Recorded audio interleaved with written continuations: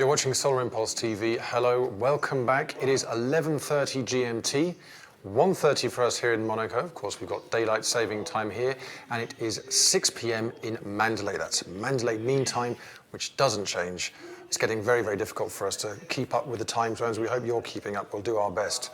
Now, I'm speaking to you on the eve of the next leg, the fifth leg of this round-the-world tour from Mandalay to Chongqing, one of the biggest cities in China, and that's taking place tonight. Now, we know that for sure. What we don't know is what happens next. And right behind me here, the details are being discussed as I speak. Come and have a look. Now, behind me there, you can see the entire mission control team, and Andre Borschberg is speaking to them. And they're discussing exactly when they're going to leave. Now, there's even a possibility that there will be another pit stop, the third pit stop in a row. So we're really discussing right now whether that's going to happen. Now, as I said, we don't have confirmation of that right yet, but there have been briefings taking place right throughout the day, and we will find out more, hopefully, by the end of the show. If you're lucky, we will have a chat with our mission director, Raymond, and he'll give us more information. But before then, there's still lots to come on this show. We are going to hear an interview with Prince Albert of Monaco, who is a frequent visitor to our studio here at the Monaco Mission Control Centre. We're always very happy to have him here. So that's coming up in around about half an hour's time. And we'll have plenty more. There's been lots happening in Mandalay. We'll have all the best pictures and videos of what's been happening in Mandalay, taken by our team and also by you. There's been lots of interest from people who are fans of Solar Impulse, sending in their videos and their photos, and we do encourage you to do that.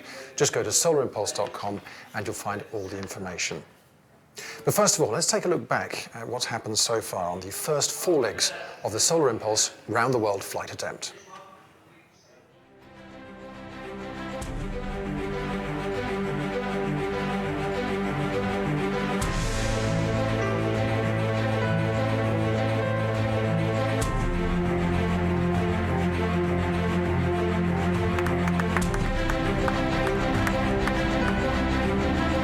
Great flight, we have great sunlight.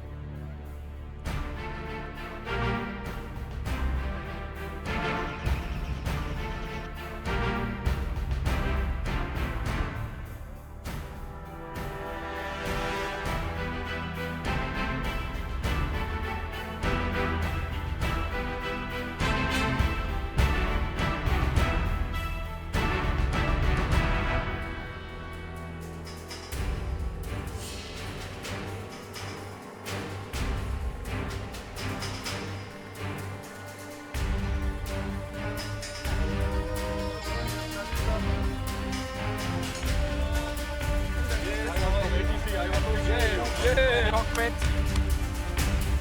Okay.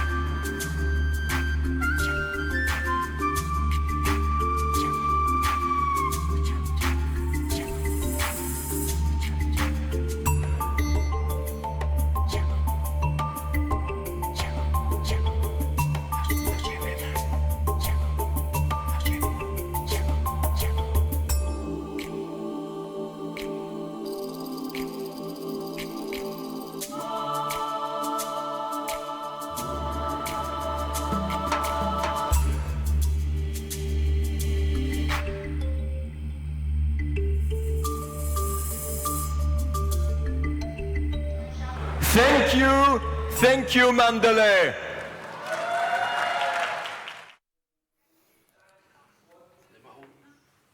A little reminder of what's been happening so far from Abu Dhabi all the way to Mandalay, taking in Amman, Ahmedabad in India, Varanasi in India, and finally landing at the Mandalay International Airport. And now we're there now, and we're just negotiating what happens next. Now, if you can just see behind me, there's not a lot going on, is there? Well, they haven't all gone home or gone on holiday. They're all busy, hard at work in another room where there is a flight briefing going on right now. You might have seen that at the beginning of today's show. They're talking to André Borschberg right now and really discussing what happens next. Now, we're pretty, there you go, look, no one's there. Lights are on, nobody's at home. They're all in the flight briefing. And what is happening now, as I said, they're really looking at what happens for the next leg, for Chongqing in China to Nanjing. And we do want to arrive there as soon as we can, but without taking unnecessary risks. The problem seems to be Chongqing at the moment. It's a very difficult place, mainly for meteorological reasons. We have a few complications in Mandalay as well, but they're not insurmountable. So really is the decision to be taken right now. What happens next? Do we do another pit stop? Well, at the moment, we don't know. Hopefully, we can grab a word with our mission director, Raymond, towards the end of this show to give you a live, this will be breaking news for you, what exactly is going to happen once we get to Chongqing. And of course, we'll be there for the takeoff tonight from Mandalay to Chongqing. We know that's going to be happening at 2100 GMT, and the pilot will be Bertrand Piccard. We had a chat with him earlier, and, well, we had a bit of extra news for you, a surprise from Bertrand Piccard. We always tell you that there's one pilot flying in the plane, but now Bertrand has decided that maybe there'll be two. So, don't say it too loud. It's a secret. But we're flying with two people next time. So I have Samuel with me. He's light, I'm light. So both together, we are the weight of André. So it should work. I'm not sure. Don't tell the MCC, don't tell anybody. When we open the door in Chongqing, we'll see. No, don't worry. We are updating the database for the GPS. And that's fun because we had the database for Europe and Asia. But now it's not working anymore because we moved east so much. So now we have Asia and Pacific. So it's a real nice job that shows that we are moving towards Abu Dhabi, but the long way to Abu Dhabi. The goal is to climb very fast, very high, 7,000 meters, 7,500 maybe, and be above the big clouds. There is going to be a huge amount of cumulonimbus. Thunderstorms below, above should be great weather, and then descend the other way, because why are those cumulonimbus there? It's because it's the end of the chain of the Himalayas. So of course I'm not overflying Everest, but it will be the easterly part of the Himalayas, then arriving to China. And for me this has a special signification, because I've been negotiating with the Chinese government for the balloon flight 16 years ago, and we have actually established extremely good relations of mutual confidence, trust, respect. And when we said that we're trying to come with Solar Impulse, they said, okay, we remember you and we'll try to make it happen. And they were so great, really very, very helpful. Perfect help also from the Swiss government, Department of Foreign Affairs of Switzerland. And that will be a great moment to touch the ground of Chongqing in China, getting out of Solar Impulse. I look very much forward. And then André will take Solar Impulse to bring it to Nanjing. And then it will be the week for the events and the preparation for André to fly to Hawaii. André was keen to land in Nanjing. I was keen to take off in Mandalay. And because we are completely different, we have different wishes and choices, so usually we never fight. So it's fine. I'm flying 2 legs in a row, but André will fly 2 legs in a row when he lands in Nanjing and then take off from Nanjing to go to Hawaii.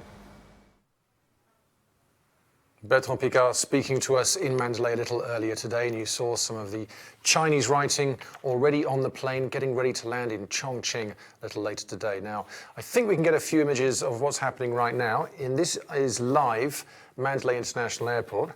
And what is this crazy thing here, this huge lava-looking object? Well, this is our mobile hangar. It's actually an inflatable hangar. It takes around 5 or 6 hours to inflate. And the reason we have this is because there was no tent big enough at Mandalay International Airport to look after the plane, which has, as you probably know, an extremely wide wingspan. So we've created this to protect the plane. This can protect the plane in winds of up to 100 kilometers an hour. We've had lots of bad weather in Mandalay whilst we've been here, so thankfully we have this in place. But clearly we're looking forward to the plane leaving Mandalay and heading off to Chongqing, because we have stayed a little longer than we had expected. So takeoff is expected tonight at 2100 GMT, and we will of course be here at Mission Control here in Monaco to take you through that as we head finally into China for the next step of this adventure. Now, a little later on in the show, we will be hearing from Prince Albert of Monaco, who we interviewed earlier. He's telling us why he's been supporting this project for so many years, because it is, of course, thanks to him that we're here at his home, in fact, Monaco Mission Control. Maybe he'll turn up later, we never know, but he often does turn up for the takeoffs and the landings here at Monaco Mission Control. We will also be taking you through some of the highlights of what happened to us earlier in Mandalay. It's been a real cultural adventure for all of our team. They've seen some of the sights, they've seen these medieval temples, these wonderful, beautiful buildings in Bagan and the Mandalay area. And we'll also be finding out a bit more about the specific challenges of this flight. We're speaking to the air traffic control team, Niklaus Gerber and his colleagues. They'll be explaining what is particularly difficult about this flight. That's coming up a little later on. But before, why don't we head back here to this mobile hangar and find out a bit more about what the whole adventure has been about for the team who have to put it all together. It's not easy. Let's take a look.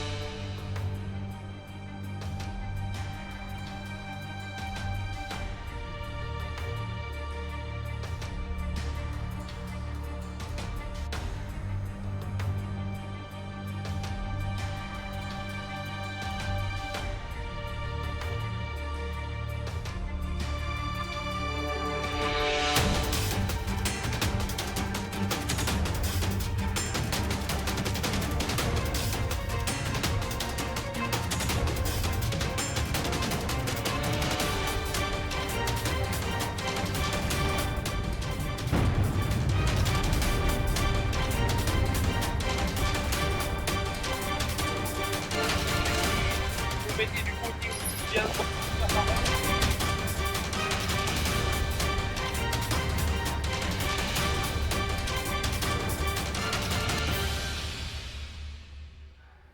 Now, I don't know if those were 100-kilometre winds, but they were definitely looking pretty strong. You may see the lightning flash there as well, but we're confident that Solar Impulse is going to be fine under that mobile hangar for the hours that are left during our stay in Mandalay. Heading off to Chongqing. If you've just joined us, we don't yet know what's happening next. We may, I stress, have another pit stop, which means that we'll head from Chongqing to Nanjing right after this flight. No one behind me, as you can see. Look at that, still empty.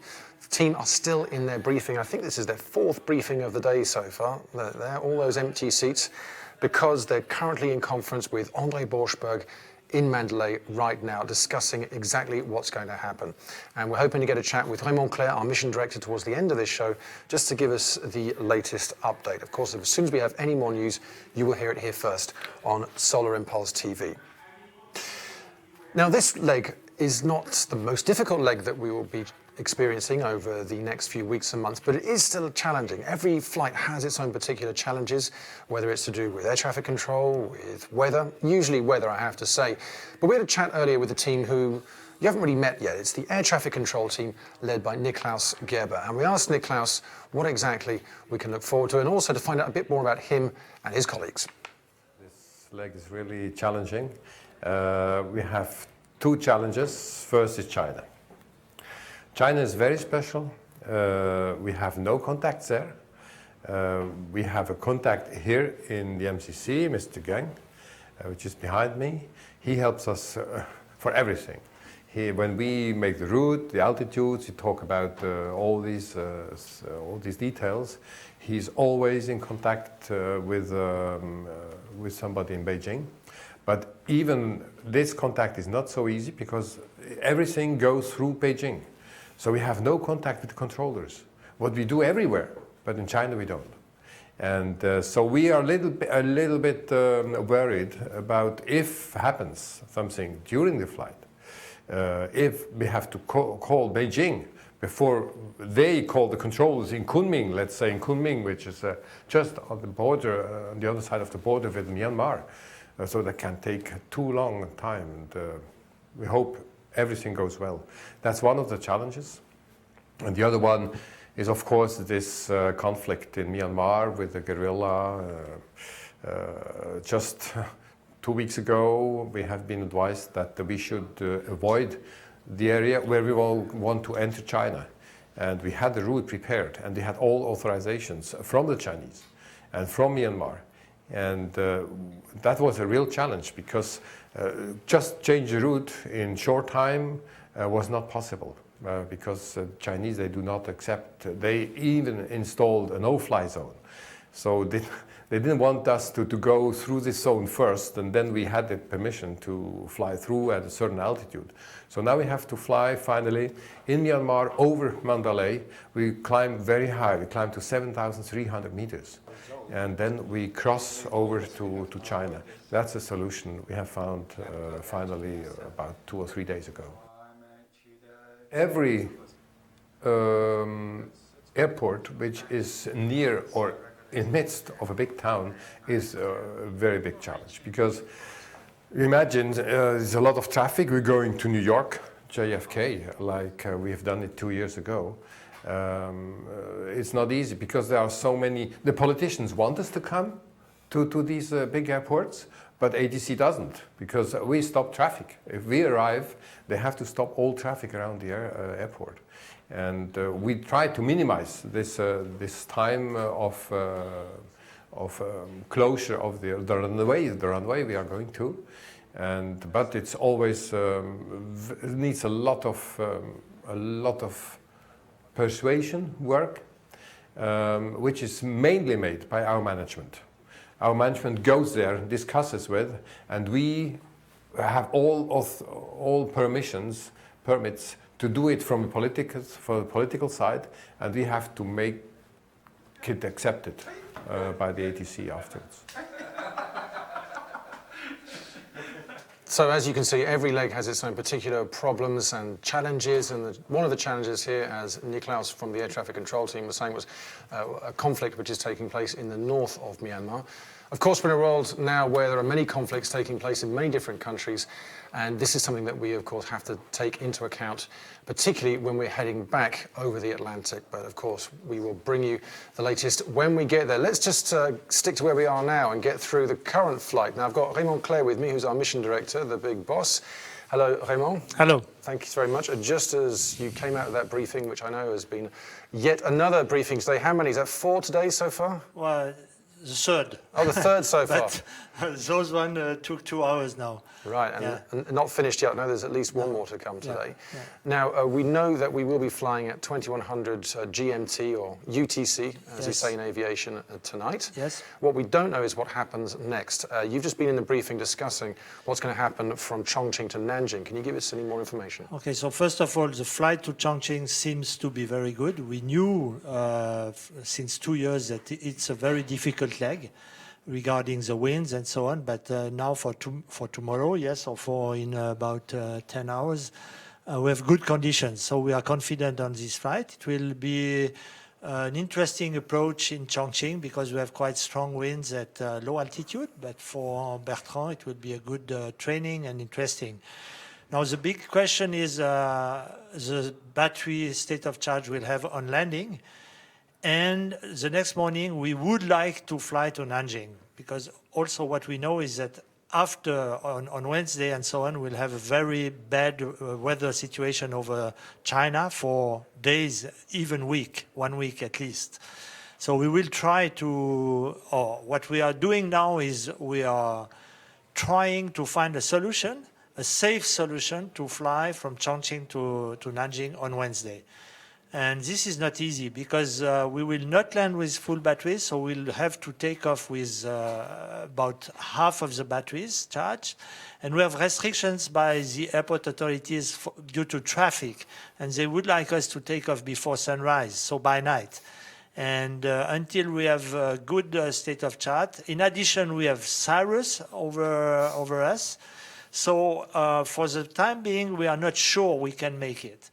We have to take in consideration the takeoff time with the ATC controllers. We have to take in consideration the battery we'll have upon landing from Bertrand and the Cyrus, which are planned overhead in the morning towards Nanjing.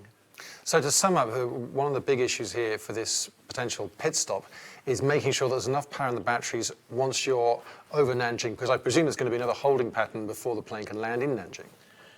No, the first question is to have sufficient battery in the morning. That's the first point. In the evening, I think it's not a problem because we expect to land between 9 o'clock and midnight, and during the day we'll have an improve on the situation. We'll have sky clear and we will be able to load the batteries. But the problem will be in the morning. This problem will be a good training for the Pacific because we'll have this on each morning.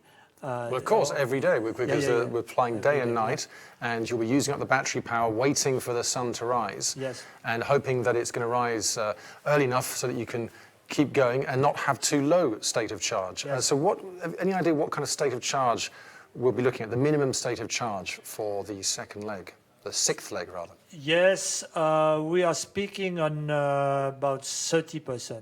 30%. And have we had this situation before where you've flown never so low low in the morning. Right, okay. Well, as you say, we can still, on a positive way, look at this as a more preparation and training for the Pacific crossings, which is, of course, something we've never attempted before. Yeah, and maybe you think 30%, it's easy because you still have those 30%, but we need to be sure, if we have this, that the weather and we have blue sky. And why we say 30%, it's to cover some uncertainty in the weather provisions for this morning. So to keep some reserve. So some margin of error, to allow you for some margin. So tell us what's the atmosphere like? I presume everyone's extremely concentrated. Yes, this we can say. No, we are very happy that we can fly to Chongqing. This is point number one.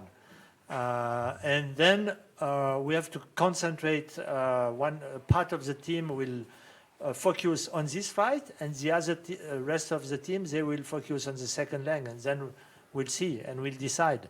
Well, so just to sum up then, for this flight, Mandalay to Chongqing, we know it's going to happen, we know when it's going to happen, but as we speak now, you can't tell us when the following flight will take place. Exactly. Okay, and when will you decide whether it's a go or not?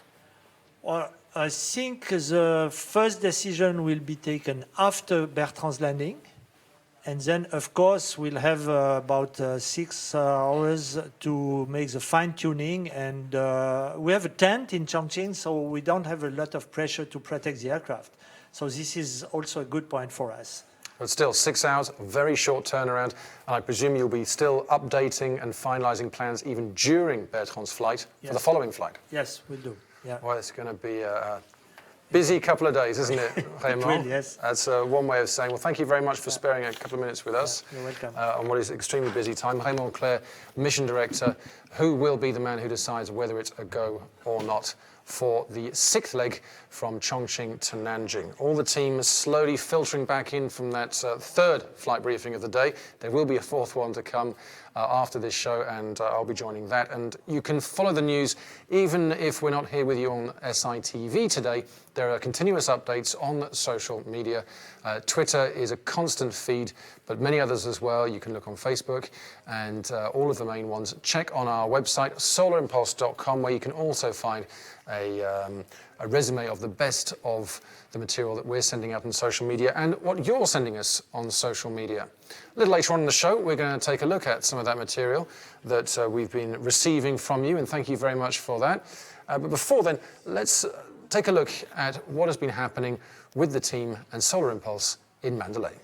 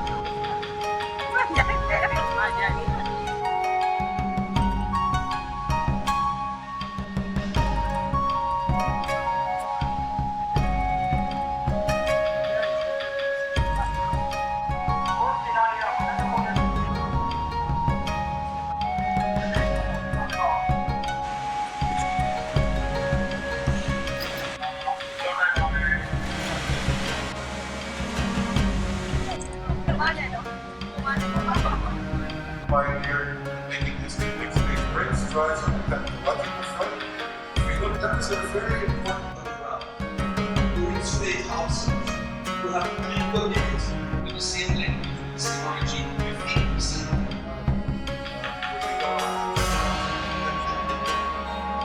With factor. So get to it now. It's time. Bye-bye. Good luck to you all.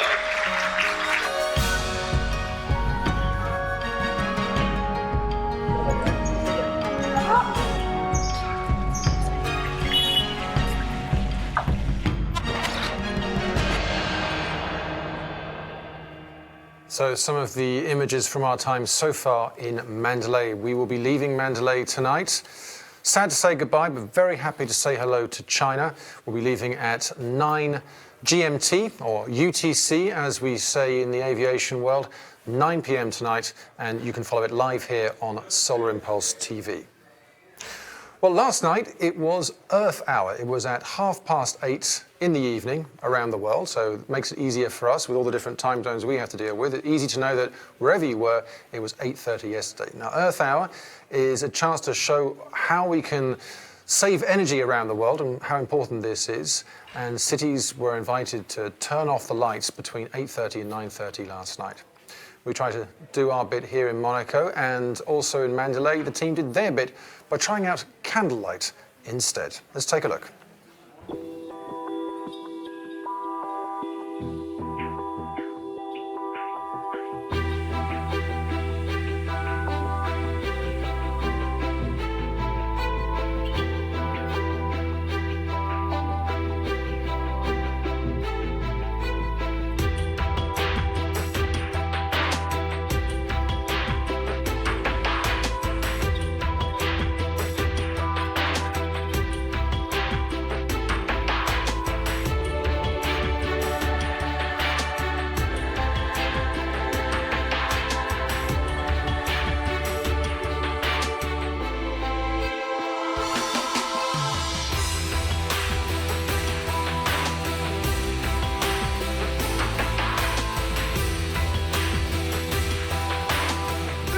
The future what? The future is the what is?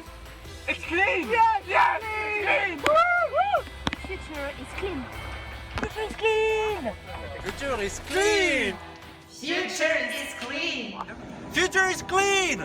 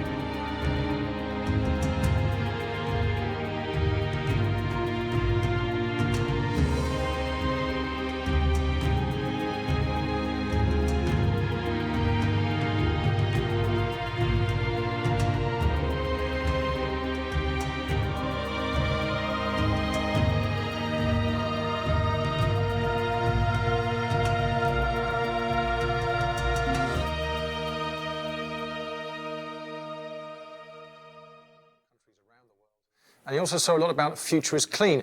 And what do they have in common? Well, it's all about reducing energy use, being more energy efficient, and of course, looking towards a cleaner, brighter future. Vincent Colegrave from our web team is working on the Future is Clean initiative. Hello. Hello, Conor. Well, lots of people are involved in Future is Clean now. Tell us how it's going so far. We are getting more and more support from different organizations all around the world. We have organizations from Russia, from China, from India joining. So it's a good step, and we still have some political outreach going on. We have Mikhail Gorbachev, Nobel Prize laureates, who just joined and is supporting the campaign. So we're really happy for this good news. So lots of people who are well known, and the general public as well. How are they responding to it? More and more people are registering on the movement. We're getting more and more people talking about it. So it's kind of exciting for the team to see that this is really beginning to grow, and we get more and more support. Okay, well, let's back up a little minute and remind people, what is Future is Clean? I want concrete actions for a clean future. The goal is to create a movement of people on this website, futureisclean.org, and make sure that at the end of this year we'll get as much people as possible pushing, conveying the same message as we are with Solar Impulse. When we talk about concrete actions, can you give us some examples of the kind of things we could be talking about? We are talking about what laws could we implement all around the world in different countries. How much can we push clean technologies in the different countries we are flying at? So there is a lot of things that could be done and that we are really trying to see. And this is the message that Bertrand Piccard and André Borschberg are pushing. Okay, so if you want to take part, what do you do? Go on futureisclean.org, click on I agree, there is a huge button, and then share it to your friends and families and make sure that a lot of people are joining it. And I understand there are games as well, that we can see the Future is Clean website there. If you click on I agree, you can get points. So what do points mean? They mean prizes, don't they? Exactly. So the more active you are, the more points you get, basically. And we are working with Mazda, who is our host partner in Abu Dhabi, and they will allow some people to travel to Abu Dhabi and watch the landing of Bertrand Piccard there in a few months. That will be very exciting indeed. Thank you very much, Vincent. And when will that be? We don't know exactly. We don't even know what's going to be happening for the next flight. For this flight that's coming up from Mandalay to Chongqing, we do know it will be at 2100 GMT or UTC, landing the next day. As far as the next flight from Chongqing to Nanjing, if you've been watching the show, you will have seen Raymond, our mission director, telling us that it has still not been decided when we leave. Will it be a pit stop? We don't yet know. We want to get to Nanjing as soon as possible, but obviously without taking any unnecessary risks. And we might not find out until Bertrand Piccard has landed in Chongqing. So stay tuned for that. And stay tuned for our next show, which will be tonight, beginning half an hour before takeoff. So that's 20:30 GMT or UTC tonight. Only here on solarimpulse.com. Now, we're speaking to you from Monaco Mission Control Center, and we are here at the invitation of His Highness Prince Albert of Monaco, who has been now a regular visitor. We may see him during this flight, you never know. And he told us why he was involved with this project.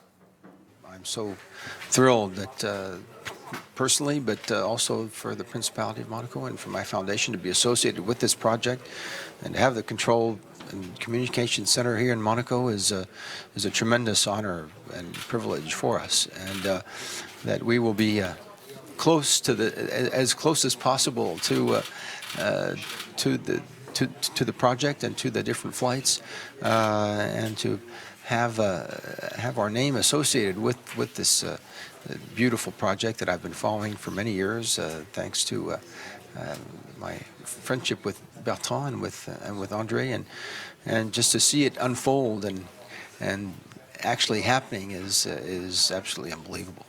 So when people ask us, as they often do, why Monaco? Why is Mission Control in Monaco? Is it the main answer? Is it down to your friendship with Bertrand, or is there any other reason why it had to be here?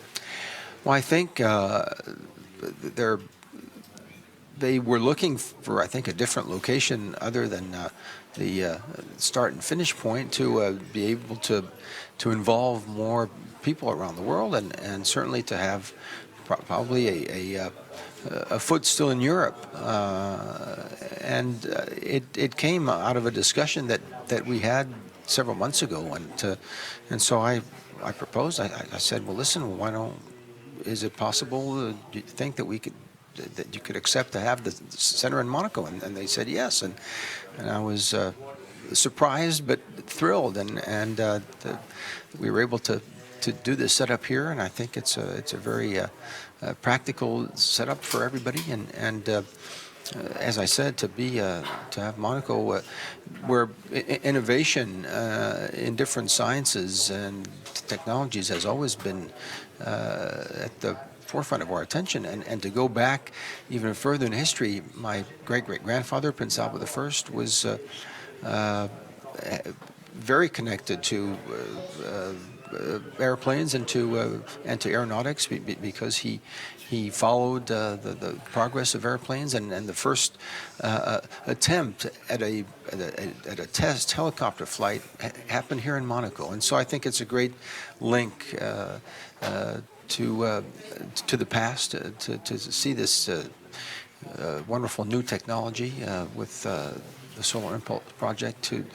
And I think my great-great-grandfather would have loved to have been here and loved to have seen this happen. You're, of course, very vocal on issues of sustainability. This isn't the first time you've welcomed a groundbreaking project which promotes sustainability, clean technologies, and you've used your role to, I think, use it to the access that you have to world leaders, to diplomats, to promote that message. And this is something, I think, which is particularly important this year, given what's happening in December. Absolutely. I think, and I think everybody feels this now, that this, should this be successful, and we will do everything, of course, and you will as well, because you're part of the team, and everyone around this project will of course, give their all to make it successful, and we all absolutely want it to be successful. This would be an incredible statement, as I said, for not only for new technologies, but for sustainability and for the clean energy, and in view of the Paris conference on COP21 on climate change, I think this would set an incredible benchmark and would absolutely put renewable energy back in the forefront, and will absolutely help in the process of getting a comprehensive and binding agreement that would come out of this, that we all hope will come out of this conference in Paris in December this year.